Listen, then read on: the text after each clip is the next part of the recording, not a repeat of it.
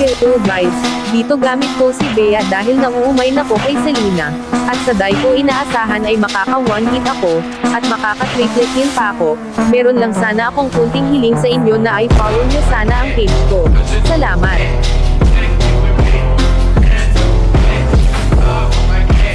Ang sakit pala ng Bea.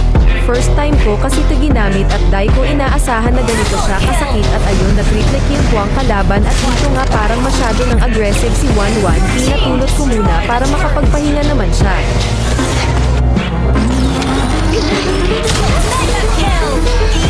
At dito nga akala siguro ng Leomord wala pa akong damage sa kanya nung early kasi lagi nila akong pina-target kaso malas lang nila, pina-late game pa nila.